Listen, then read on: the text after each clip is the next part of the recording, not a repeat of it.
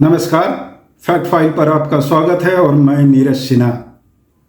उधर बिहार विधानसभा चुनाव पर पूरे देश की निगाहें टिकी है और इधर झारखंड में घाटशिला विधानसभा सीट के लिए होने वाले उपचुनाव पर पूरे राज्य की नजरें लगी हैं। 243 सदस्यीय बिहार विधानसभा के लिए 2 चरणों में 6 और 11 नवंबर को वोट डाले जाएंगे। घाटशिला का उपचुनाव 11 नवंबर को होगा और बिहार के साथ ही 14 नवंबर को नतीजे सामने आएंगे। आज हम बात करेंगे घाटशिला विधानसभा उपचुनाव में बीजेपी की ताकत और प्रदेश में बीजेपी और आजसू के उन प्रमुख नेताओं की राजनीतिक हैसियत का जिनका वजन इस उपचुनाव में तौला जाना है। कह सकते हैं कि अगली कतार के इन नेताओं का लिटमस टेस्ट इस उपचुनाव में होना है। एक एक समीकरण और तार को समझने के लिए अंत तक बने रहिएगा, इससे सहूलियत होगी। उससे पहले एक गुजारिश होगा कि फैक्ट फाइल को सब्सक्राइब जरूर कर लें। अनुसूचित जनजाति के लिए reserve Ghatshila seat Kolhan region में जमशेदपुर संसदीय सीट का हिस्सा है। यहाँ 2,55,823 वोटर है और मतदान केंद्रों की संख्या 300 है। चुनाव के तारीख की घोषणा के साथ ही आदर्श आचार संहिता लागू कर दी गई है।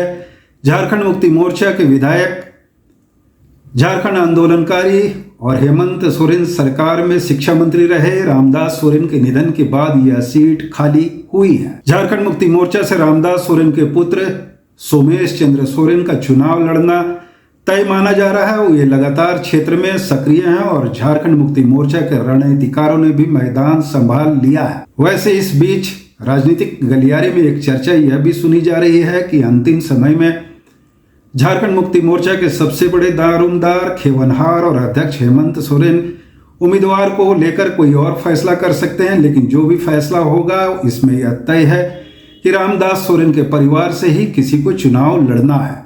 14 अक्टूबर को रांची में झारखंड मुक्ति मोर्चा की विस्तारित केंद्रीय समिति की बैठक बुलाई गई है। इस बैठक में चुनाव को लेकर अहम फैसला लिया जा सकता है। भारतीय जनता पार्टी से चंपाई सोरेन के पुत्र बाबूलाल सोरेन का चुनाव लड़ना तय माने जा रहा है। हालांकि भारतीय जनता पार्टी ने भी अब तक आधिकारिक तौर पर अपने उम्मीदवार की घोषणा नहीं की है। इस बीच भारतीय जनता पार्टी से सुनीता देवदूत सोरेन, लखन मार्डी, रमेश हांसदा भी टिकट के दावेदार बताए जाते हैं। रविवार को भारतीय जनता पार्टी के प्रदेश अध्यक्ष बाबूलाल मरांडी, कार्यकारी अध्यक्ष आदित्य प्रसाद साहू और जमशेदपुर के सांसद विद्युत वरण महतो घाटशिला पहुंचे थे। वहां उन्होंने चुनावी नब्ज टटोली और कार्यकर्ताओं में ऊर्जा भरने की कोशिशें की। चुनाव लड़ने के सवाल पर झारखंड लोकतांत्रिक क्रांतिकारी मोर्चा का फैसला आना बाकी है। वैसे 2024 में हुए विधानसभा चुनाव में झारखंड लोकतांत्रिक क्रांतिकारी मोर्चा से रामदास मुर्मू चुनाव लड़े थे और लगभग 8,000 वोट लाए थे। इस बार भी हुए उपचुनाव की तैयारी में फील्डिंग करते नजर आ रहे हैं, लेकिन फैसला जयराम कुमार महतो को लेना है। भारतीय जनता पार्टी और अगली कतार के नेताओं के लिए यह उपचुनाव इसलिए भी महत्वपूर्ण है कि 2024 के विधानसभा चुनाव में आदिवासी इलाके में वॉश आउट हो चुकी पार्टी 9 महीने में आदिवासियों के बीच कितना विश्वास जमा सकी है, इसका पता चलेगा। और भारतीय जनता पार्टी सरकार की नाकामियों, विफलता, कथित तौर पर लूट, करप्शन, क्राइम को वहां मुद्दे बनाने की जो बात कर रही है वह कितना प्रभावी और असरदार इस उपचुनाव में होगा, यह भी पता चलेगा। वैसे एक अहम बात पर ध्यान दिला दें कि घाटशिला सीट भारतीय जनता पार्टी के लिए कभी मुफीद नहीं रही है। 1990 से 2024 तक कुल 9 बार चुनाव हुए हैं और 9 बार चुनाव में भारतीय जनता पार्टी सिर्फ एक बार 2014 में चुनाव जीती है। 2014 में लक्ष्मण टुडू चुनाव जीते थे। 2024 के विधानसभा चुनाव से ठीक पहले लक्ष्मण टुडू ने झारखंड मुक्ति मोर्चा का दामन थाम लिया है। रामदास सोरेन यहां से 3 बार चुनाव जीते हैं। 2024 में उन्होंने चंपाई सोरेन के पुत्र बाबूलाल सोरेन को लगभग 23,000 वोटों से हराया था। रामदास सोरेन को 98,000 लगभग वोट मिले थे और 75,000 के करीब बाबूलाल सोरेन को वोट मिले थे।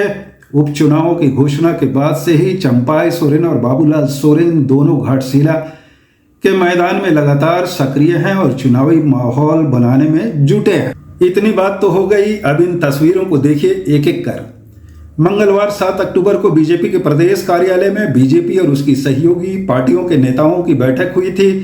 इस बैठक में नेताओं के हाथ मिले, गले भी दावे किए गए कि हेमंत सोरेन की सरकार की नाकामी और विफलता के खिलाफ हम उपचुनाव में एकजुट होकर जाएंगे और एनडीए को जिताने का जनता ने मन बना लिया है। इसी सिलसिले में बताना जरूरी है कि 2024 के चुनाव में भी भारतीय जनता पार्टी और उसकी सहयोगी पार्टियों ने एकजुट होकर चुनाव लड़ा था, यानी एनडीए कुनबा एक साथ चुनाव लड़ा था। भारतीय जनता पार्टी के साथ गठबंधन में आसू पार्टी, जेडीयू और एलजेपी शामिल थे। हालांकि झारखंड मुक्ति मोर्चा गठबंधन के सामने 2024 के विधानसभा चुनाव में भारतीय जनता पार्टी की दुर्गति हुई और उसकी सहयोगी आसू पार्टी की तो भारी दुर्गति हुई। 68 सीटों पर चुनाव लड़ी भारतीय जनता पार्टी को सिर्फ 21 सीटों पर जीत मिली थी और 10 सीटों पर चुनाव लड़ी आसू पार्टी को सिर्फ 1 सीट पर जीत मिली। अलबत्ता आसू पार्टी के प्रमुख सुदेश कुमार भी चुनाव हार गए। अब बात करते हैं कि भारतीय जनता पार्टी से घाटशिला उपचुनाव में उम्मीदवार कोई हो या बाबूलाल सोरेन ही हो, पर क्यों शीर्ष नेताओं की राजनीतिक हैसियत और रण कौशल को परखा जाएगा। पहला नाम बाबूलाल मरांडी का आता है। दरअसल बाबूलाल मरांडी अभी प्रदेश में भारतीय जनता पार्टी के अध्यक्ष भी हैं और विधानसभा में नेता प्रतिपक्ष भी।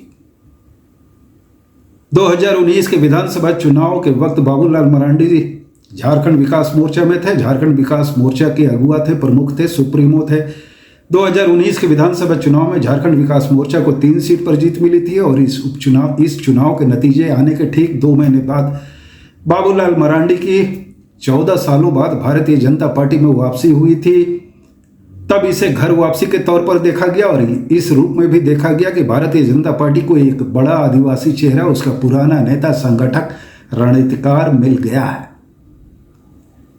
लेकिन आपको बता दें कि 2019 के विधानसभा चुनाव आने के बाद 2024 तक में प्रदेश में 7 उपचुनाव हुए और इस 7 उपचुनाव में 6 उपचुनाव में भारतीय जनता पार्टी की हार हुई। 1 सीट पर रामगढ़ विधानसभा सीट में भारतीय जनता पार्टी के सहयोगी आसू जीती थी, लेकिन 2024 में वह सीट आसू ने गंवा दी है।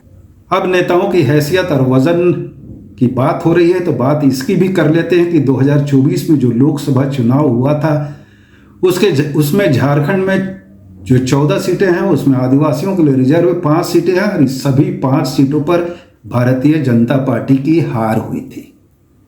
यानी इन 5 सीटों में झारखंड मुक्ति मोर्चा ने 3 पर और कांग्रेस ने 2 पर जीत दर्ज की थी।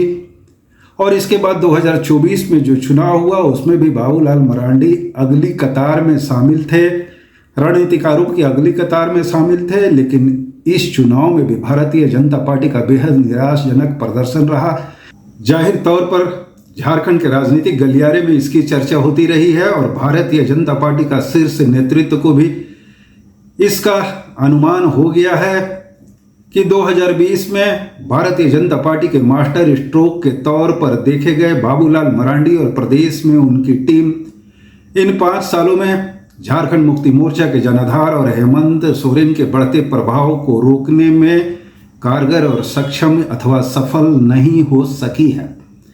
यह दीगर बात कि भारतीय जनता पार्टी में बाबूलाल मरांडी हेमंत सोरेन सरकार के खिलाफ सबसे मुखर और पार्टी की गतिविधियों में निरंतर सक्रिय नेता रहे हैं। घाटशिला उपचुनाव में भी वे कप्तान की भूमिका में रहेंगे। बेशक इस बार भी कप्तान के तौर पर उनके रण कौशल की क्षमता परखा जाएगा। दूसरा नाम आता है चंपाई सोरेन का। चंपाई सोरेन का भी दम घाटशिला उपचुनाव में तौला जाएगा। और 2024 के विधानसभा चुनाव में 28 आदिवासी सीटों में चंपाई सोरेन ही भारतीय जनता पार्टी से अकेले उम्मीदवार थे जिन्होंने सरायकेला से जीत दर्ज की है। वैसे 2024 के विधानसभा चुनाव के नतीजे के बाद से चंपाई सोरेन प्रदेश में आदिवासियों के बीच लगातार सक्रिय रहे हैं। माझी परगना, जंगल महाल आदि की बैठकों में वो शामिल होते रहे हैं। आदिवासी सवालों पर मुखर रहे हैं। संताली आदिवासियों के बीच उन्हें श्रद्धा आदर से देखा भी जाता है। लेकिन घाटशिला उपचुनाव की जो बिसात बिछेगी उसमें वो गोटी बिछाने में कितना कामयाब होते हैं और आदिवासियों का विश्वास जीतने में कितना सफल होते हैं यह देखा जाना है। 2024 के चुनाव में चंपाई सोरेन और भारतीय जनता पार्टी की बड़ी सेना के लगने के बाद बाबूलाल सोरेन को घाटशिला चुनाव में 73,000 वोट मिले थे। अगर बाबूलाल सोरेन चुनाव लड़े तो एक बार फिर चंपाई सोरेन पर पुत्र के विधायक बनने की दिली तमन्ना को सफलीभूत करने की बड़ी दारोमदारी होगी, यानी चुनौती होगी। अब तीसरा नाम आता है विद्युत वर्ण महतो का। विद्युत वर्ण महतो का भी घाटशिला उपचुनाव में दमखम तौला जाना है। विद्युत वर्ण महतो झारखंड मुक्ति मोर्चा के नेता थे। झारखंड मुक्ति मोर्चा छोड़कर वह भारतीय जनता पार्टी में आए और भारतीय जनता पार्टी से जमशेदपुर सीट में लगातार तीसरी बार चुनाव जीते हैं। उन्हें कुर्मियों के बीच एक प्रभावी नेता के तौर पर देखा जाता है और घाटशिला सीट जो है वह जमशेदपुर संसदीय सीट का ही हिस्सा है। जाहिर तौर पर विद्युत वर्ण महतो का दमखम भी इस उपचुनाव में तौला जाना है कि वे समीकरणों के तार जोड़ने में साधने में कितना कामयाब होते हैं और भारतीय जनता पार्टी के लिए प्रतिष्ठा मूलक जो यह उपचुनाव है उसमें कैसे जीत दिलाने में अपनी दमदार भूमिका निभाते हैं। चौथा नाम है अर्जुन मुंडा का। अर्जुन मुंडा प्रदेश के पूर्व मुख्यमंत्री रहे हैं, जमशेदपुर से सांसद भी रहे हैं और 2019 में खूंटी संसदीय सीट से चुनाव जीतने के बाद उन्हें केंद्र में जनजातीय मामलों का मंत्री बनाया गया था, यानी केंद्र में वे मंत्री थे। 2024 में वे खूंटी लोकसभा क्षेत्र से चुनाव हार गए हैं। जमशेदपुर में एक प्रभावी नेता के तौर पर उन्हें देखा जाता है, लेकिन चुनावी बिसात पर कितना दमखम दिखाते हैं और भाजपा की नैया पार कराने में कैसी भूमिका निभाते हैं यह देखा जाना है। पांचवा नाम है रघुवर दास का। रघुवर दास भी झारखंड के पूर्व मुख्यमंत्री रहे हैं। 2014 से 2019 तक इन्होंने सरकार का नेतृत्व किया। बाद में उड़ीसा के राज्यपाल बनाए गए और उड़ीसा के राज्यपाल के पद से इस्तीफा देने के बाद झारखंड की राजनीति में वापस आए हैं, लेकिन झारखंड की राजनीति में अभी उन्हें कोई बड़ी या अहम या केंद्र की राजनीति में जिम्मेदारी नहीं दी गई है। वैसे वे हेमंत सोरेन सरकार के खिलाफ लगातार मुखर रहे हैं और आदिवासी मुद्दे सवाल पर भी बोलते रहे हैं। घाटशिला विधानसभा उपचुनाव में रघुवर दास की भूमिका क्या होगी यह भी देखा जाना बाकी है। अब बात करते हैं भारतीय जनता पार्टी में ही एक प्रमुख चेहरा पर, आदित्य प्रसाद साहू। हाल ही में नेतृत्व ने उन्हें प्रदेश भारतीय जनता पार्टी का कार्यकारी अध्यक्ष बनाया है। इससे पहले महामंत्री की जिम्मेदारी संभाल रहे थे, राज्यसभा के सांसद भी हैं। पार्टी में ओबीसी का प्रमुख चेहरा माने जाते हैं, कुशल संगठक और रणनीतिकार भी माने जाते हैं। 2024 के विधानसभा चुनाव और लोकसभा चुनाव में भी चुनावी मैदान में भारतीय जनता पार्टी का मोर्चा संभाल रहे थे। भारतीय जनता जाहिर तौर पर घाटशिला विधानसभा उपचुनाव में आदित्य प्रसाद की भूमिका क्या होगी, ओबीसी समीकरणों को साधने में कितने कारगर साबित होते हैं, कितने सक्षम होते हैं, या आदिवासी समीकरणों को साधने में पार्टी उम्मीदवार की जीत दिलाने में कितने प्रभावी होते हैं, यह भी देखा जाना है। छठा नाम आता है मधु कोड़ा का। मधु कोड़ा भारतीय जनता पार्टी में शामिल हैं, राज्य के पूर्व मुख्यमंत्री रहे हैं। इस बार सिंहभूम संसदीय सीट से उनकी पत्नी गीता कोड़ा चुनाव हार गई हैं। घाटशिला विधानसभा में पार्टी उनका कैसे इस्तेमाल करती है और उनकी क्या भूमिका होगी यह भी देखा जाना है। भारतीय जनता पार्टी में शामिल होने के बाद मधु कोड़ा का दमखम इसलिए भी परखा जाना है कि कोल्हान की राजनीति में कभी मधु कोड़ा और गीता कोड़ा को तुरुप का पत्ता या एक दमदार चेहरा के तौर पर देखा जाता था। अब बात कर लेते हैं भारतीय जनता पार्टी के सहयोगी आजसू पार्टी के नेता सुदेश कुमार महतो की। सुदेश कुमार महतो की चर्चा करने से पहले वोटों के समीकरणों की थोड़ी बात कर लेते हैं कि घाटशिला में जो आदिवासियों के लिए रिजर्व सीट है लगभग 67% वोट आदिवासियों के हैं, बाकी में 33% वोट है और इन्हीं 33% वोट में मुस्लिम समुदाय और अनुसूचित जाति के वोट भी है और इन दोनों समुदायों पर झारखंड मुक्ति मोर्चा गठबंधन की पकड़ रही है। 2024 के विधानसभा चुनाव में जो नतीजे आए हैं उसमें यह देखने को साफ मिले हैं। 1990 में all Jharkhand student union AJSU ने घाटशिला में जीत दर्ज की थी। सूर्य सिंह बेसरा चुनाव जीते थे। 1991 में सूर्य सिंह बेसरा झारखंड अलग राज्य गठन के सवाल पर इस्तीफा दे दिया था। इसके बाद सूर्य सिंह बेसरा कई बार घाटशिला में चुनाव लड़े लेकिन कोई प्रभावी छाप नहीं छोड़ सके। रही बात आजसू पार्टी की, तो 2019 में भारतीय जनता पार्टी से गठबंधन टूटने के बाद आसू पार्टी ने यानी सुदेश कुमार महतो ने घाटशिला सीट से प्रदीप कुमार बलमुचू को मैदान में उतारा था। तब कांग्रेस पार्टी ने झारखंड मुक्ति मोर्चा को समर्थन दिया था। इससे नाराज होकर प्रदीप कुमार बलमुचू ने आसू पार्टी की ओर रुख किया। प्रदीप कुमार बलमुचू को लगभग 32,000 वोट मिले थे और वो हार गए। चुनाव हारने के बाद चुनाव के नतीजे आने के दूसरे तीसरे दिन के बाद प्रदीप कुमार बलमुचू ने फिर आसू का दरवाजा नहीं देखा और वापस कांग्रेस पार्टी में आ गए। अभी वे कांग्रेस पार्टी में हैं। अब बात फिर सुदेश महतो पर कर लेते हैं। भारतीय जनता पार्टी और सुदेश कुमार महतो दोनों को ये उम्मीदें हैं कि घाटशिला में जो कुर्मी वोट हैं वो समीकरण साधने में सुदेश कुमार महतो कारगर साबित होंगे। लेकिन 2024 में कुर्मी वोटों का पूरे राज्य में जो समीकरण था उसे जयराम कुमार महतो ने सुदेश कुमार महतो के वोट बैंक पर बड़ा सिंधमारी किया। अगर जयराम कुमार महतो घाटशिला के मैदान में उतरे तो कुर्मी वोटों का समीकरण गड्ढमड होगा। इसे इनकार नहीं किया जा सकता, इसलिए कि कुर्मी वोटों का रुझान, कुर्मी समुदाय का रुझान या समर्थन, युवाओं का जो मोह है अब भी जयराम के साथ दिखता है। सुदेश कुमार महतो के सामने झारखंड की राजनीति में आज सबसे बड़ी चुनौती है कि उनके पास कोई बड़ा वोट बैंक नहीं रह गया है।